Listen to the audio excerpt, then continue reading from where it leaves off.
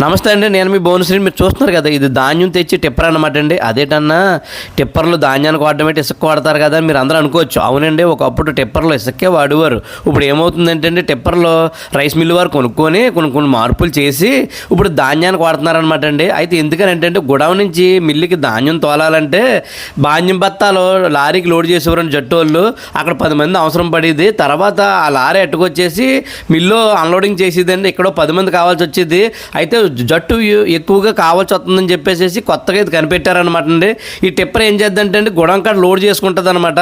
అక్కడ 10 మంది ఉండవలసిన జట్టు వాళ్ళు ఒక 5గురు 6గురు ఉంటే సరిపోద్ది అనమాట అండి. అక్కడ బత్తాలు కోసేసి కన్వేర్ ద్వారా టిప్పర్కి లోడ్ చేసేస్తారనమాట అండి. ఆ తర్వాత ఆ టిప్పర్ అట్టుకొచ్చేసి రైస్ మిల్లోకి అక్కడ కన్వేర్ ద్వారా అన్లోడింగ్ చేస్తుంది అనమాట అండి. ఒకప్పుడు అయితే ఇక్కడ అన్లోడింగ్కో 10 మంది, లోడింగ్కో 10 మంది జట్టు వాళ్ళు అవసరం వచ్చేది. ఇప్పుడు అలా అవసరం లేదని టెక్నాలజీ మారింది కదా.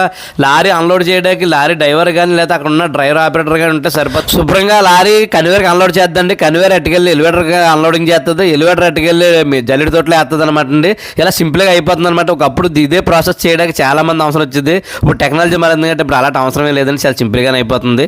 ఈ వీడియో ఇంతేనమాట అండి. ఈ వీడియో సరదా మీ ఫ్రెండ్స్ అందరికి షేర్ చేయండి, వాళ్ళు కూడా తెలుసుకుంటారు. అలా వీడియో లైక్ చేసి మన పేజ్ని ఫాలో చేయండి మరి.